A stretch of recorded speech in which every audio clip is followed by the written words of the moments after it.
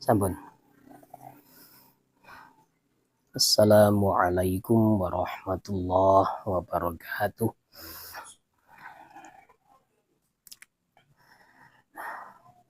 Bismillahirrahmanirrahim. Wal khuntha utawi bobok purus. Kama qala kaya oleh ngendika al-qadhi sapa qadhi. Abu Thayyib rupane qadhi Abu Thayyib. Yuk maru iku diperintah sapa qadhi bisatri kelawan nutupi sirah. Wala basil makhiti lan gawe kelambi kang jahitan. Wa ammal fidyatu anapun utawi bayar fidyah.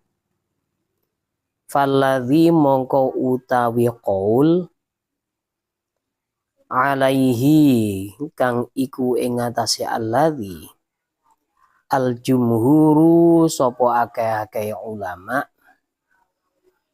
annahu iku sak temene kelakuan insataro iku lamun nutupi sapa khuntha wajhahu ing wajahe khuntha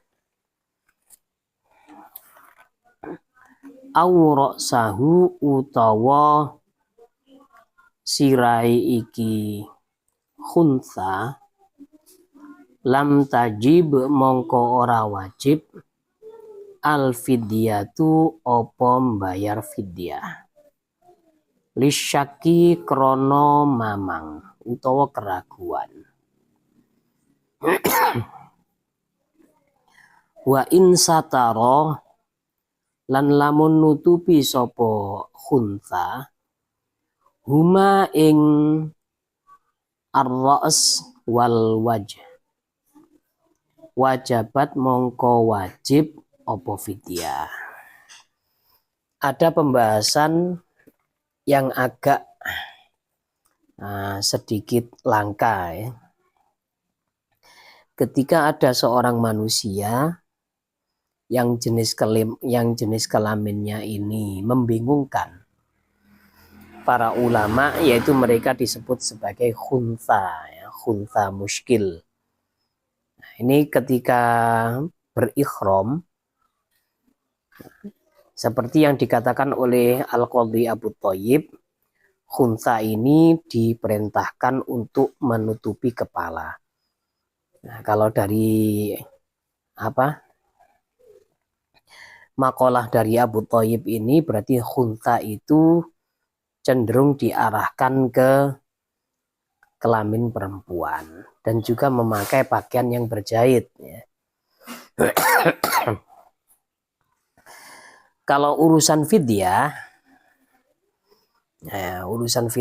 kebanyakan ulama ini mentafsil ya, atau memerinci apabila khuntha ini menutupi wajahnya atau menutupi kepalanya maka tidak diwajibkan. Waalaikumsalam, monggo. Maka tidak diwajibkan untuk membayar fidyah. Karena apa? Ya karena keraguan dalam masalah jenis kelamin. Apakah dia perempuan atau dia laki-laki. Soalnya kalau laki-laki kan pada waktu ikhram dilarang memakai penutup kepala. Kalau perempuan dilarang memakai penutup wajah.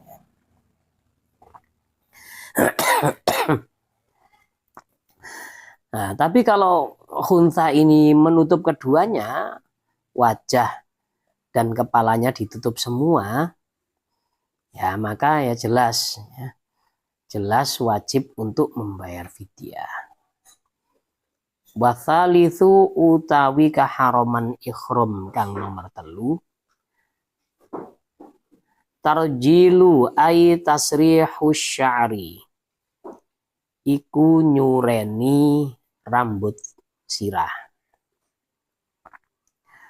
Kada kaya mengkono-mengkono tarjil ada ngitung hu ing dza al musannifu sapa musannif diitung minal muharramati setengah saking pira-pira perkara kang diharamno ihram.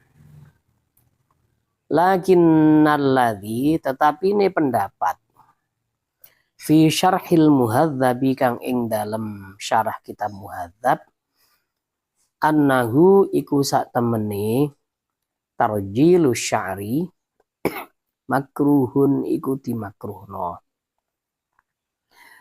Wa kadza lan niku kaya mengkono-mengkono tarjilu sya'ri hakku sya'ri utawi ngukuri rambut sirah bidzufri kelawan kuku.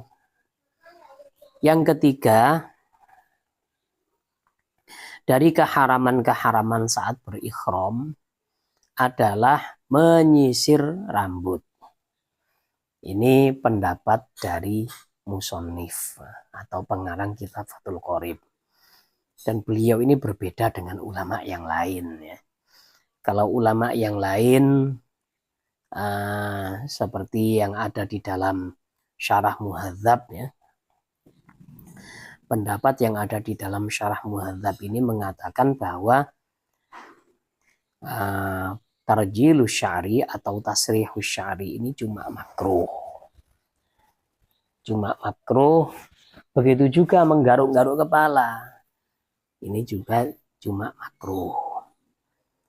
Kalau pendapatnya musannif yang mengatakan itu haram, mungkin mengacu pada masalah rambut yang rontok. Soalnya kan kalau orang itu ihram, menghilangkan rambut sebelum tahallul itu kan tidak boleh. Nah, menghilangkan rambut sebelum tahallul, mencabut atau mencukur, memotong sedikit atau banyak itu kan tidak boleh, haram. Nah kalau menyisir ini dikhawatirkan nanti tercabut gitu. Apalagi rambut perempuan. Rambut perempuan yang panjang-panjang biasanya kan sampai pantat. Ini kalau disisir biasanya dapat satu genggam gini yang rontoknya. Nah, dikhawatirkan seperti itu. Nah, tapi kalau pendapat ulama yang lain makruh, tidak masalah sudah. Warabi'u utawi kang nomor 4 halquhu iku nyukur rambut ayy sya'ri tegese rambut au natfuhu utawa nyabut iki asy'ar au ikhraquhu utawa ngobong asy'ar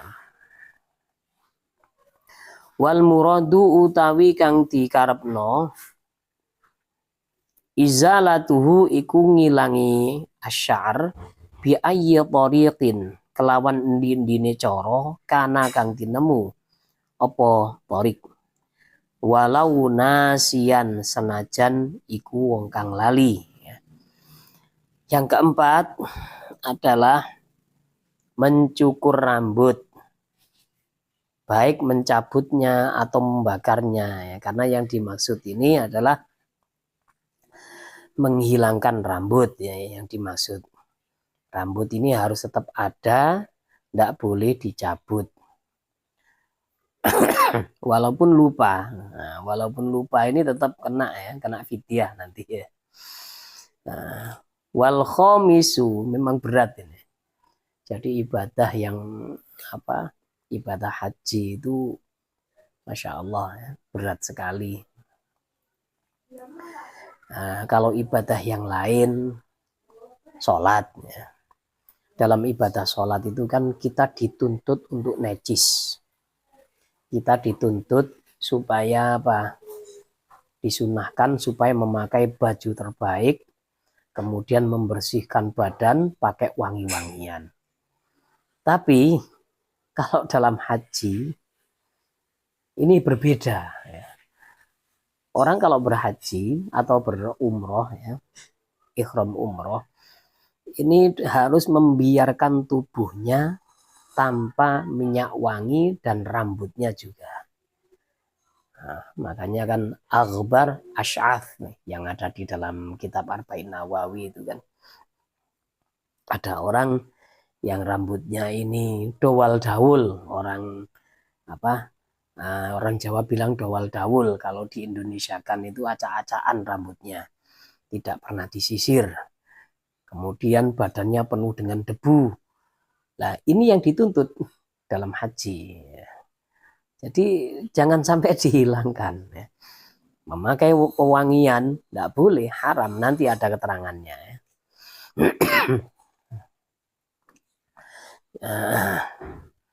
Wal khamisu utawi kang kaping 5 taqlimul azfari iku motongi piro-piro kuku. Ai izalatuha tegese ngilangi al-afar min yadin sangking tangan aurijlin utawa sikil bitaqlimin kelawan motong au ghairihi utawa liyane taklim. Illa idzan kasara kecuali ing dalem nalikane dadi pecah. Ba'du dhufril mukhrimi apa sebagiane kukune wong kang ihram. Wa ta'adza lan tampa piloro sapa mukhrim bihi kelawan iki dhufr. Falahu mongko iku wenang kedue al mukhrim izalatul mungkasiri utawi ngilangi kuku ingkang pecah fakot mongko bloko. Kemudian dilarang untuk potong kuku. Dilarang potong kuku, baik kuku tangan atau kuku kaki dengan cara digunting pakai gunting kuku atau dengan cara yang lain. Cara yang lain memotong kuku. Kuku ini kan tulang paling lunak ya. Saya rasa tidak ada mungkin ya. Cara lain dalam memotong kuku, masa ditekuk sampai patah ini kan ya enggak, kayaknya nggak bisa ya. Digigit kayaknya ya masih kurang kuat tuh nggak bisa memotong ya. Dijepitkan ke pintu ya tambah tak karu-karuan ya. Jadi enaknya itu seluruh keharaman ihram ini dilakukan sebelum ihram ya.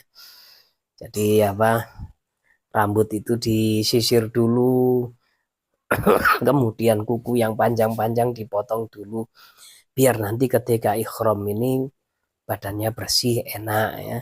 Nggak kepikiran rambut yang gatal, nggak kepikiran kuku yang panjang. Nah, kalau ada kuku yang pecah dan itu membuatnya tidak nyaman, nah, kuku yang pecah sedikit kadang-kadang kan bisa melukai kulit ya. Kalau lagi garuk-garuk, nah, ada yang pecah ini bisa melukai. Nah, ini yang pecah ini boleh untuk dipotong. Wasadisu utawi kang nomor 6 atibu iku wewangian. Aisti'maluhu tegese gunakno atib qasdan kelawan sengaja.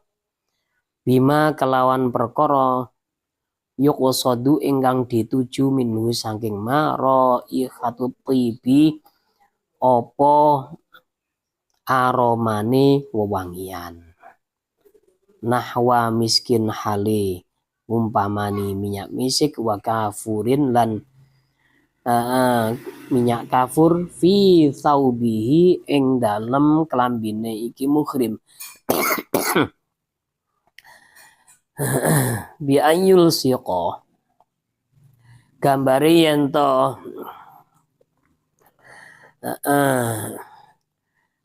nemokno sapa iki muhrim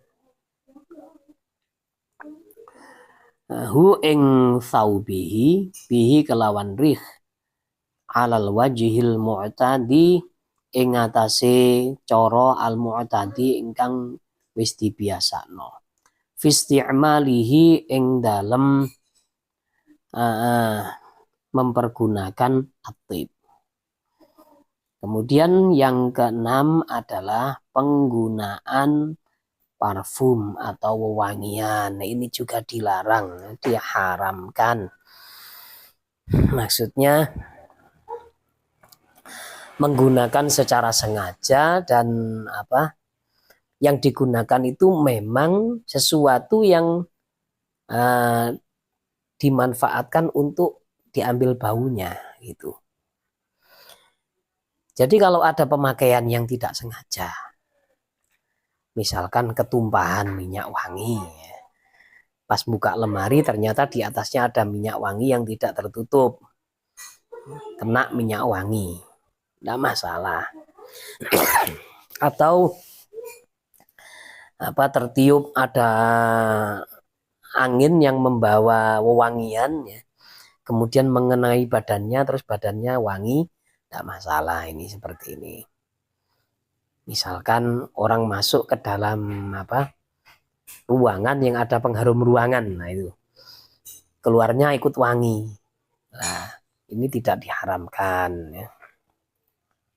Atau orang itu mimpi bertemu dengan Rasulullah. Ya. Rasulullah itu kan kalau dalam maulid ya, dalam maulid tiba itu selalu berbau wangi walaupun tidak memakai minyak wangi. Terus kalau ada orang mimpi bertemu dengan Rasulullah, ciri-cirinya badannya itu ikut wangi, terkena aroma dari tubuh Rasulullah Shallallahu Alaihi Wasallam. Kalau seperti ini ya istimewa, istimewa nggak haram ini, malah afdol ini. Nah, terus yang dikecualikan lagi kalau dia itu wangi gara-gara tidak memakai minyak wangi. Misalkan dia ini makan kemangi, daun kemangi dimakan. Ini kan baunya kemudian wangi mulutnya. Nah, kalau seperti ini ya, karena memang tujuan dari daun kemangi itu bukan untuk wangian, melainkan untuk makanan, tidak masalah ya, tidak masalah. Nah, kalau nanti badannya itu menjadi wangi.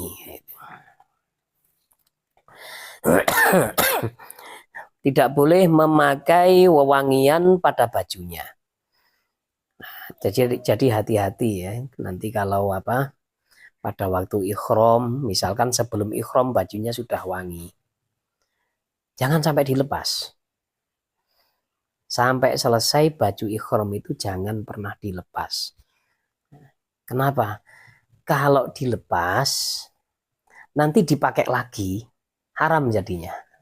Harus tukar pakaian baru yang tidak ada minyak wanginya. Soalnya baju ikhramnya ini kan sudah munfasil, sudah terpisah dari dirinya. Ya. Dirinya tidak ada wangian lagi. Kemudian dia pakai. Maka ini tergolong sebagai memakai pewangian. Ya. Ketika dia ikhram. Nah, ini diharapkan, tidak boleh. Jadi harus tukar baju. Nah, harus ambil kain ikhram yang lain. Ya. Tidak boleh dipakai kembali.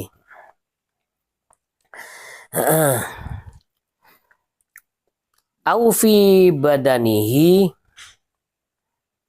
utawa ing dalem awake iki wong to muhrim. Zahirihi rupane zahire iki badan. Au batinihi utawa batine iki badan. Kaaklihi koyok mangane iki al muhrim atiba ing wewangian. Wewangian itu juga dilarang dipakai pada badannya. Jadi misalkan pakai deodoran, Jazz, jazz, jazz. Ketiaknya disemprot dengan deodoran. Tidak boleh. Ya. Atau dengan cara yang ekstrim. Minum minyak wangi. Kira-kira seperti apa ya? Ya, minyak wangi bukan makanan ya. Kemudian diminum. Supaya apa? Supaya mulutnya atau bau mulutnya ini senantiasa semerbak wangi ya. Bau minyak misik misalkan ya. Tidak boleh ya. Wala farqala ora ana bedane iku maujud fi musta'mili tibi ing dalam wong kang nggunakno wangian.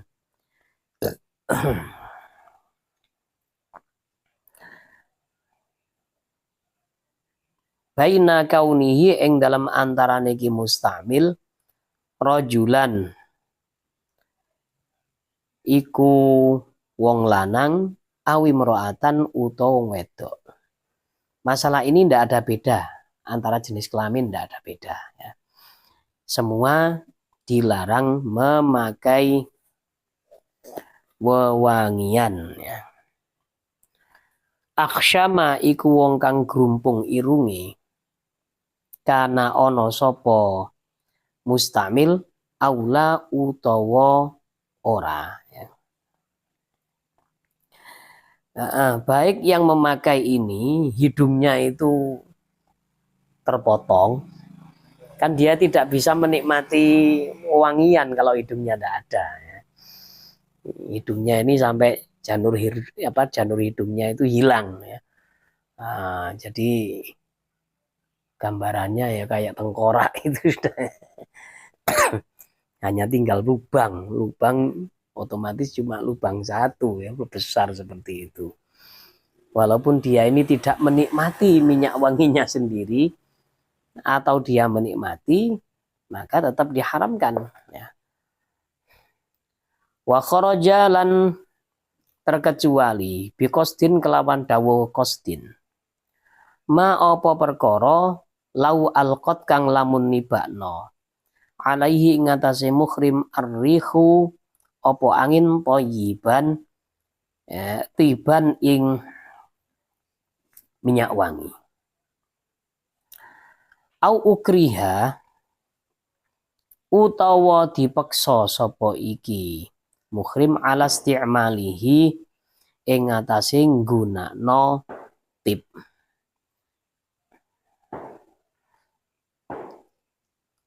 au jahila utawa ora weruh sapa iki muhrim tahrimahu ing kaharamane tip au nasia utawa lali sapa muhrim annahu ing sak temene iki muhrimun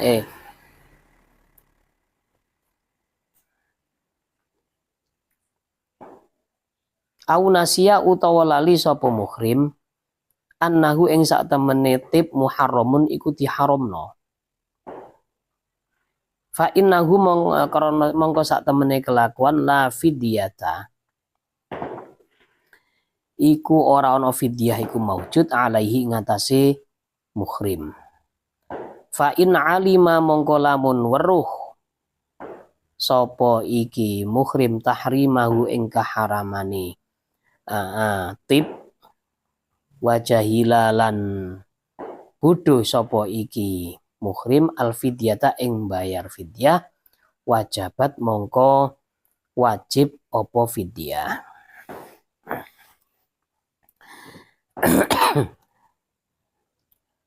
Di atas tadi kan ada kata-kata sengaja, penggunaan secara sengaja. Jadi ada yang dikecualikan. Kalau penggunaan tidak sengaja, misalkan terpercik ya, terciprat atau kejatuhan minyak wangi seperti yang saya gambarkan tadi, ya ada masalah. Ya. Atau dia dipaksa, kalau tidak dia ini akan menanggung sesuatu yang sangat berat. Misalkan kalau dia tidak mau nanti dibunuh. Nah ini ya boleh. atau dipukuli sampai kesakitan yang tidak bisa tertahan. Nah ini ya boleh, maka dia memakai minyak wangi itu. Atau karena memang tidak tahu keharamannya atau lupa keharamannya. Habis belajar, nah, dihafalkan keharaman-keharaman, kemudian ketika pelaksanaan lupa, maka tidak masalah. Ya. Lain kalau orang itu sudah tahu keharamannya, tapi tidak tahu kalau ada konsekuensi membayar fidyah, maka fidyah itu tetap wajib dibayar. Karena apa? Karena kan dia sudah tahu keharamannya. Oh sudah tahu haram kok diterjang. Nah itu. Wasabi'u utawi kang nomor 7 qatlus shaidi iku mateni hewan buruan. Al-birriyi kang bangsa daratan. Al-makuli ingkang dipangan. Auma utawa perkara fi aslihi kang iku ing dalam asline makulun iku dipangan min wahsyin saking hewan buas utawa hewan liar wa tairin lan manuk.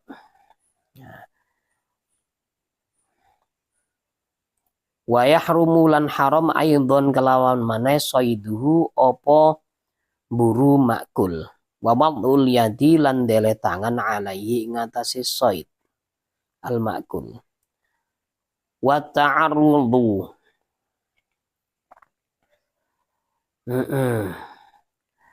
lan ganggu li juz'ihi maring bagiane iki said. Wa sya'rihi lan wulene said, warishihi lan suwiwine iki said. Kemudian dilarang untuk berburu hewan darat ya. Dalam surat Al-Maidah kalau tidak salah ya. Ukhilla lakum saydul bahri wa ta'amuhu mata'al lakum walisayyarah wa hurrima alaikum saydul barri ma tumtum huruma. Jadi ketika masih ihram, nah, maka dilarang untuk membunuh hewan yang dimakan. Nah, misalkan ketika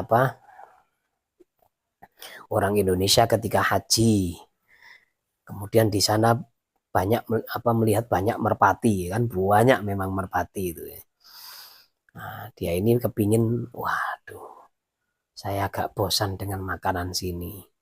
Pingin lalapan doro, pingin lalapan burung dara, kemudian nangkap, wah nanti kena fidyah dia, tidak boleh ini. Nah kalau hewan-hewan yang boleh dibunuh, ya dibunuh, seperti hewan-hewan fasik ya, fawasikul khams, tikus, ular, cicak, ini boleh untuk dibunuh ya. Karena hewan ini hewan yang hewan yang selalu mengganggu ya. Nah, ketika ihram melihat tikus masuk ke dalam kopernya misalkan ya, ya harus diambil kemudian dipukul dibunuh tidak masalah ya. Karena ini hewan-hewan yang mengganggu. Baik ketika orang itu ihram atau enggak ihram itu memang sudah halal membunuhnya ya. Cicak juga.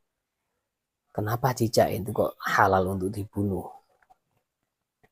Karena cicak ini termasuk hewan yang mengganggu. Pernah suatu ketika kami itu sholat ya, di pondok. Biasanya kan yai itu kalau sholatnya sholat malam, maghrib, isya, subuh, supaya khusyuk minta lampu itu dimatikan. pas waktu sujud ada aroma yang nggak enak saya itu. Bau apa ini ya? Nah, setiap sujud seperti itu. Ini bau apa ini? Nah, ketika selesai sholat, lampu dinyalakan, ternyata di tempat sujud saya itu ada tai cicak. Pas ada di bawah hidung saya, ya Allah. Ya, ini memang ida itu, suka mengganggu. Dan kawan saya itu pernah ketika dia ini duduk di situ di sebuah tempat ya, ada cicak jauh darinya itu. Ketika cicak ini mau buang kotoran, malah mencari teman saya itu. Terus juga memang ada sejarah memang kenapa cicak itu diharamkan. Karena cicak itu yang memberitahu orang Quraisy persembunyian Rasulullah di Goa Thaur ya. Rasulullah kan dikejar oleh pemuda-pemuda Quraisy mau dibunuh. Nah, ketika semua hewan itu menyembunyikan Rasulullah, kadal, kemudian merpati, semuanya itu menyamarkan Rasulullah. Jangan sampai Rasulullah ketahuan ada di dalam Gua Thaur. Cicak ini yang malah memberitahu. Apakah cicaknya bisa bicara? Enggak. Cicak itu bunyi. Ketika Rasulullah ada di dalam, cicak itu bunyi. Sementara pada waktu itu keyakinan orang Arab, di mana ada cicak, di situ pasti ada manusia. Akhirnya ada anggapan ya, dari orang Quraisy, pasti bersembunyi di dalam. Nah itu. Untungnya di mulut gua itu ada sarang laba-laba ya. Sarang laba-laba yang dibangun setelah Rasulullah masuk. Oleh laba-labanya dibangun rapat, nggak ada celah untuk masuk. Kemudian ada burung merpati, dua itu sepasang merpati ini sedang bertelur di situ. Nah ini untungnya ini pada waktu itu ya. Allah lindungi pakai hewan-hewan yang lain. Nah, karena seperti ini ya, berarti cicak itu memang hewan yang sangat menyebalkan. Tapi kalau membunuh ya caranya yang baik ya, jangan sampai ada penyiksaan. Misalkan diambil kemudian semua kakinya digunting atau mulutnya dikasih mercon. Duar kayak anak sini itu. Ada-ada saja anak-anak itu. Ada lagi yang caranya itu disuntik ya, mulutnya dibuka kemudian disuntik pakai virtus lalu dibakar. Nah, tidak boleh seperti ini ya. Ini namanya ta'dzib, penyiksaan. Tidak boleh, semua makhluk itu tidak boleh menyiksa ya. Yang menyiksa itu yang berhak hanya Allah ya. Itu.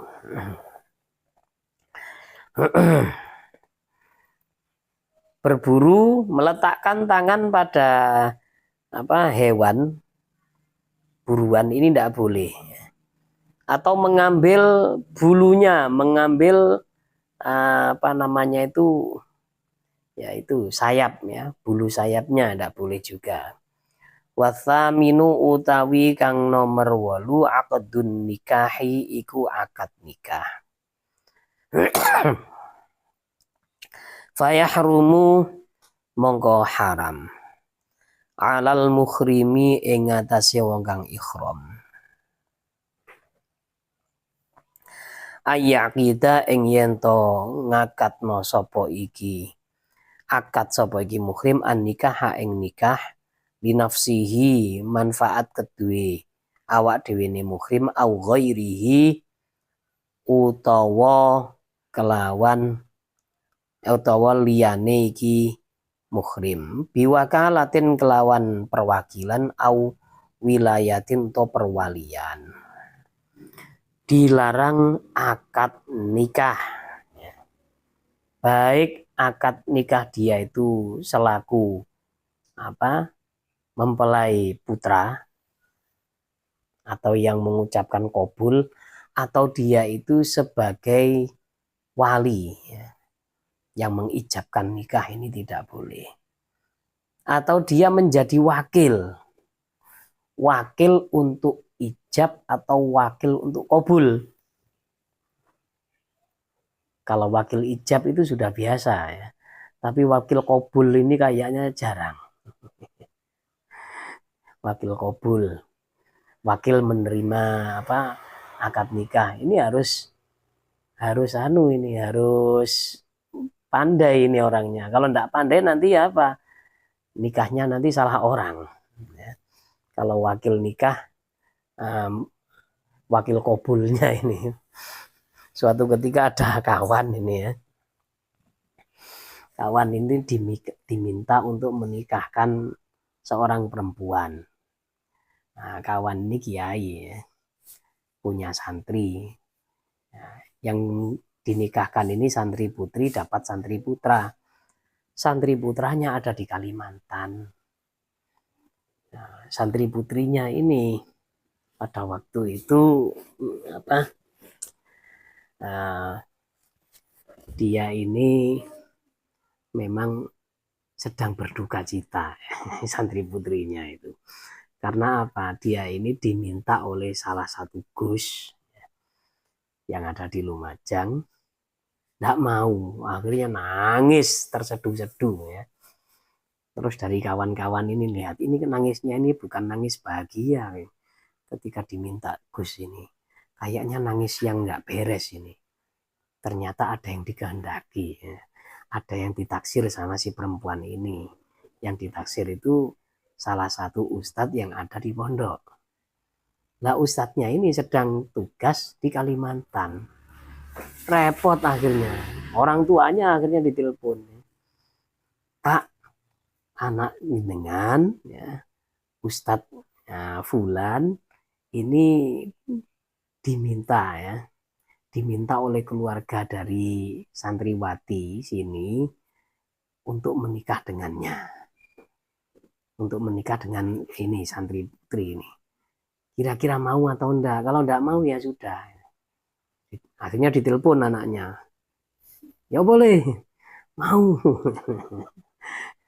Nah, terus berhubung mau pulang ini masih ribet, dedek bengek dan lain-lain. Ya, memang perjalanannya jauh dan juga memakan banyak biaya. Akhirnya bapaknya yang mau qabul. Tapi perasaan dari apa Pak Yainya ini peka beliau. Jangan-jangan nanti keliru. Coba Pak, akad nikah dulu. Ini latihan dulu ya. Angkah tuka wazawajtuka makhtubataka fulanah binti fulan bimahri khamsimi'ati alafin rubiyah qabiltu nikahaha li nafsi halan. Lo jangan nanti jangan seperti ini Pak, nanti sampai dapat rezeki nomplok ini. Bukan jadi anak sampean ini bukan jadi istri dari anak jenengan ini, malah jenengan punya istri baru. Loh gimana Gus caranya Gus? Ya ya qabil tu nikahaha libni fulan bin ya libni fulan. Nah itu harusnya seperti itu ya. Ini qabulnya ini atas nama fulan yang ada di Kalimantan tadi. Wah, nanti dapat rezeki nomplok ya. Sudah diminta Gus yang masih bujangan enggak mau kok dapat bapaknya si doi ya. Tambah susah nanti ya.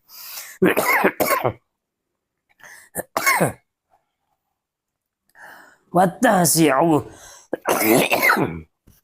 utawi kang nomor 9 al-watu iku bersetubuh min aqilin saking wong kang duwe akal alimin ingkang ngerti bitahrimi kelawan kaharamane wati sawaun iku padha jamaah utawi yen to jima sapa iki akil fi hajjin ing dalam haji au umratin utawa umrah fi qubulin ing dalam dalan ngarep au duburin utawa dubur min dzakarin saking wong lanang au unsa utawa wong wedok. Zaujatan iku rupa bojo au mamlukatan utawa budak wadon au ajnabiyatan utawa ajnabiyah wong wedok liya. Nah ini larangan kalau dilakukan ini sungguh keterlaluan ya. Bersetubuh pada waktu haji ini atau umroh ini sungguh keterlaluan. Yang dilarang itu pokoknya bersetubuh. Baik itu persetubuhan yang normal atau yang tidak normal. Ya. Misalkan ada bisek. Ya. Bisek itu bersetubuh dengan sesama jenis. Ya. Bisa, dengan lawan jenis juga bisa. Atau homoseks atau homoseks ini ya. Ini sama-sama haramnya dan ini Masya Allah kalau dilakukan di tanah haram dosanya itu 100.000 kali lebih banyak daripada di luar tanah haram, apalagi pada waktu haji. Maka konsekuensinya berat, wajib qadha seketika untuk tahun depannya. Jadi harus punya duit lagi ya. Kalau hajinya rusak atau umrohnya rusak itu ya.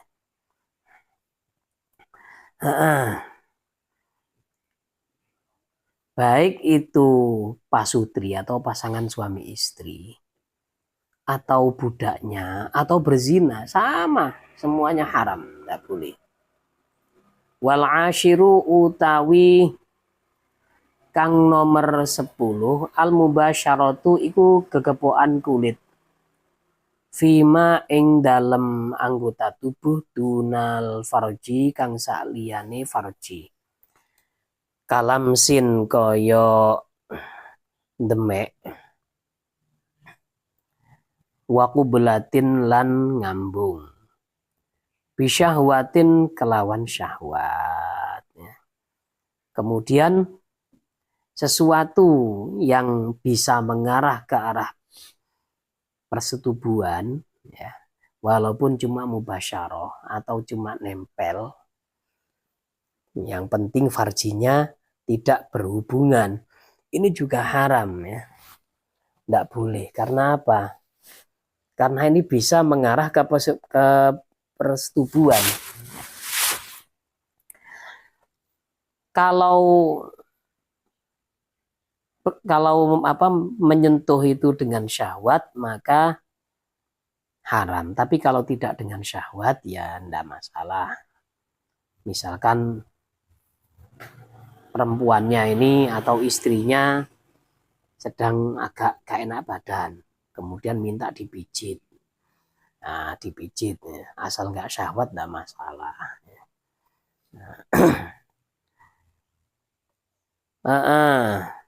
Wa fi jami'i dzalika lan iku ing dalem sakabehane mengkono-mengkono muharramat, ayil muharramati tegese pira-pira kang diharamno as-sabiqati kang wis dhisik, al fidyatu utawi mbayar fidyah. Wasayati lan bakal teko bayanuha opo penjelasane iki fidyah.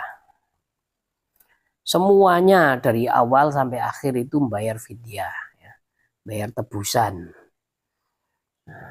Dan akan datang ini keterangannya fidyah itu seperti apa. Wal jima'u utawi persetubuhan al madhkuru ingkang ditutur.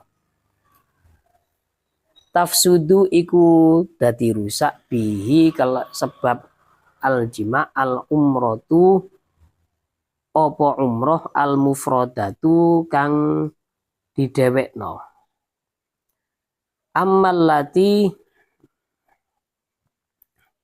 Anapun utawi perkara utawa umrah fil dimni hajjin kan ing dalam jerone haji.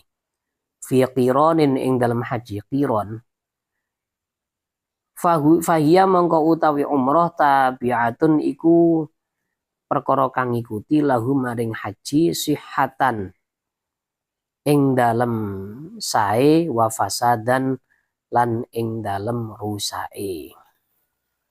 Ketika umroh orang melakukan persetubuhan maka umrohnya langsung batal, rusak, jadi harus diulang dari awal. Kalau umrohnya ini memang murni umroh. Lah kalau umrohnya itu mengikuti haji, misalkan ada orang manasik ya, haji qiron. Dia ini haji diniati sekalian umroh. Nah, kalau hajinya nanti batal, maka umrohnya batal. Kalau hajinya nggak batal dengan persetubuhan itu, maka ya nggak batal umrohnya. Nah, terus ketika haji batal atau nggak batal itu penggambarannya seperti apa? Lah ini ada. Wa ammal jima'u anapun utawi persetubuhan.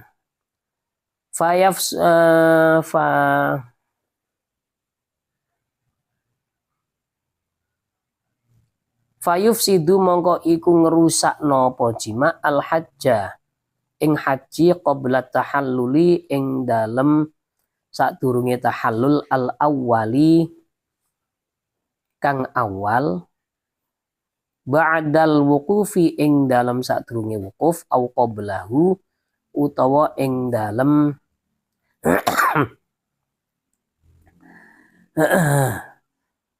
utawa ing dalem sadurunge wukuf. Amma ba'da tahalluli anapun ing dalem sakwise tahallul al awwali ingkang awal fala yufsidu mongko ora ngrusak napa jima ing haji. Kalau ada orang bersetubuh pada waktu haji dan dia ini belum tahallul awal, maka hajinya langsung batal. Baik dia belum wukuf atau sudah wukuf. Misalkan dia niat di mikot ya, ngambil mikot. Nah, di Tanim atau di mana, atau di Yalamlam atau di Ji'ronah, Bir Ali sana. Kemudian menuju apa? Padang Arafah, kok kebelet, gatel. Nah, kemudian bersetubuh, maka pada waktu itu dia harus kembali ke mikot, harus niat lagi. Ya. Karena apa? Mikotnya tadi yang awal batal. Kalau dia sudah wukuf, maka dia harus pergi ke sana lagi, pergi ke mikot lagi, ya, untuk mikot dan wukuf lagi. Kalau waktu wukufnya masih ada. Waktu wukuf itu kan mulai ba'da zawal ya, ba'da zawal di bulan di tanggal 9 Dzulhijjah sampai fajar. Nah, ketika itu kok sudah wukuf, dia ini kok gatel, ya otomatis langsung batal. Lah kalau sudah habis waktu wukufnya ya sudah, tidak ada haji bagi dia ya. Rusak sudah. Ini repot, ini bahaya seperti ini ya. Tapi kalau selesai tahallul awal, maka nggak masalah. Tahallul awal itu maksudnya seperti ini. Kalau dia sudah melakukan 2 dari 3 kewajiban haji. Setelah wukuf kan orang itu biasanya ke mana? Mabit di Muzdalifah dan Mina ya. Kemudian setelah itu di Mina itu dia lontar jamarot. Lontar jamarot Aqobah. Kemudian besoknya Jamratul Ula, Jamratul Al-Wusta, kemudian Jamratul Aqobah. Terus ifadah, tawaf ifadah. Kemudian diikuti sa'i. Kalau dia ini sudah melakukan lontar jamarot akobah, kemudian sudah tawaf ifadah dan diikuti sa'i, maka dia sudah tahallul awal. Masih belum cukur tapi. Kalau sudah cukur, maka dia sudah tahallul tsani. Kalau tahallul awal masih berlaku keharaman ihram.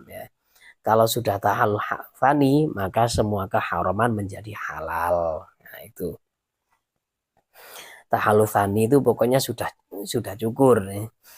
Kalau belum cukur, sudah lontar jamarot, sudah tawaf ifadah, kemudian diikuti sa'i, kok masih belum cukur, maka ini dia masih tahallul awal saja.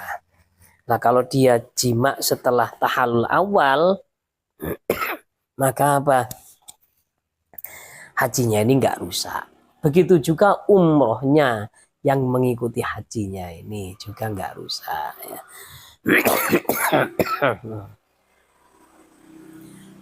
illa aqdan nikahi, kecuali akad nikah, fa innahu karena sak temene akad dan nikah layan akidu iku ora dadi opo akad nikah.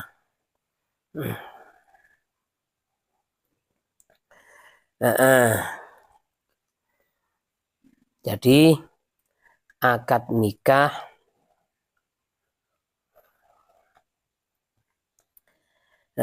yang dilakukan pada waktu ihram ini enggak sah. Nah, maka akad nikah itu ketika dilakukan pada waktu ihram ini tidak wajib untuk membayar fidyah. Ya.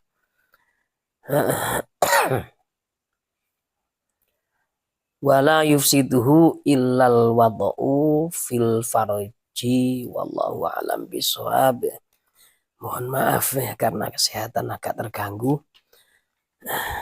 Kita akhiri perjumpaan kali ini dengan membaca doa kifarah majelis.